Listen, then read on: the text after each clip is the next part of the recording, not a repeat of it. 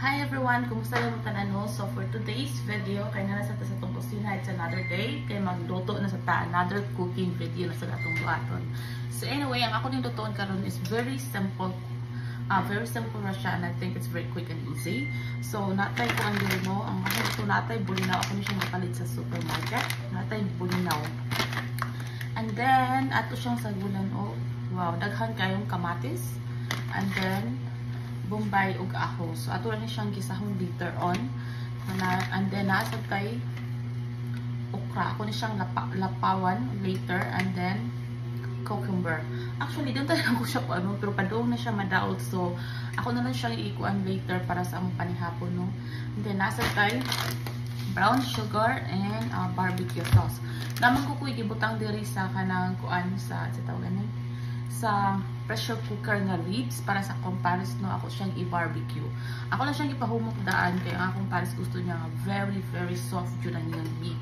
So ako pa siyang ipahumok sa pressure cooker before na ko siya ibutang sa oven para akong butangan og may barbecue sauce and a little bit of brown sugar para sa caramelize siya ba.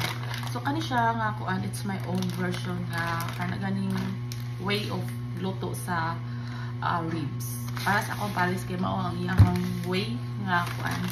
So para dili kay siya kanang sumura kayo sinatay kanang siya akong ano. So actually di ba katong gikuan lang mga katong buwan nga dagko, pero kana ako ang gusto kanang bulinaw kay para dili ra kay siya kuan. So anyway, mag-start na tagluto sa ato ang panihapon, no, kay medyo kuan sa. So ato sang i-prepare ang ato ang mga gamiton sa pagluto, and then ang uso sa akong Pyrex, magkakong Pyrex sa ibabaw sa cabinet para sa akong ribs. So natay kaha diri nga giandam, no. So ato na siyang kuanon. So narang ato ang okra, ato ni siyang lakwaan og kuan. Ato ni siyang lakwaan kay magkuan na tamag magisa ta sa ato ang buwan. So magsugod na ta og bisa sa ato ang buwan. Butangan na to kuan. Cooking oil.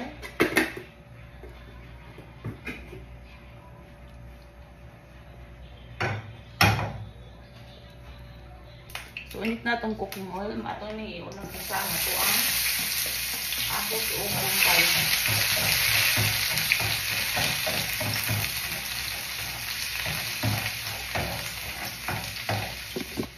The next, ato ni ibutang ato ang kamatis.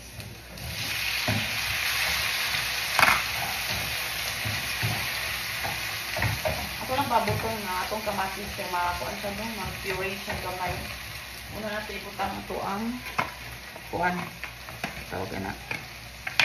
Ato ang buwad nga bulinaw nga gagmay. So while waiting dito sa tong kamatis, no, mag-prepare ta sa sauce sa ato ang barbecue. So butangan nato siya og 2 tablespoon of sugar. Then ato na siyang i-mix sa ato ang kani siyang barbecue sauce. So medyo puree na ang ato ang kuano. So ato ni ilunod ang ato ang kani siya. Tawag ni bulinaw nga gagmay. So i-mix na ni nato siya.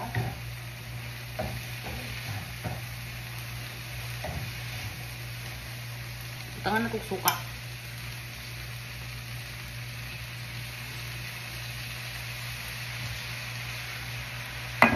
Sumano ni siya, no, nga ito ang ginisa na buwad na bulinaw, no.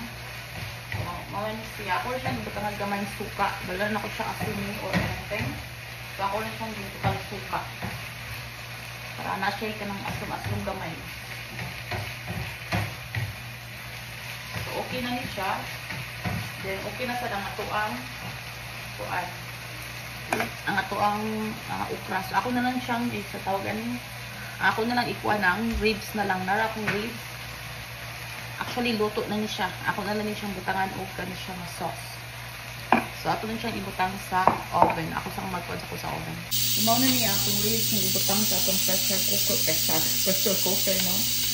Luto na siya. O, luto man ang yung time. So, we'll see and check kung humok na ba siya. Then right now, ato ni magsugod na ta og luto sa to ang bulinaw. Ato ni siyang ano Ato na siyang gisahon. So muna na ko prepare akong ribs no. Ako na siyang gibutangan og barbecue sauce. So mao na ni siya. So ako na siyang gibutang sa oven kaya ako na nang giinit gamay na no. And then ato din siyang tabungan og flour para magpisik-pisik sa ilawom. Pisik-pisik kape kay limpyo. So anyway, ato na siyang ibutang sa oven.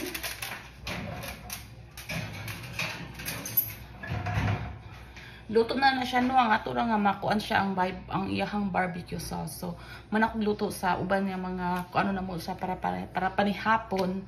So ang kana na lang ribs ang akong kuano, kana na lang siya ang wala pa nahuman. So anyway, dili na to kung kataas na kayo tong video no kung ato pa nang paabuton nga mahuman ang ribs. So I hope nga everyone is okay and have a good evening. So that's it for now and please don't forget to follow and share. Bye.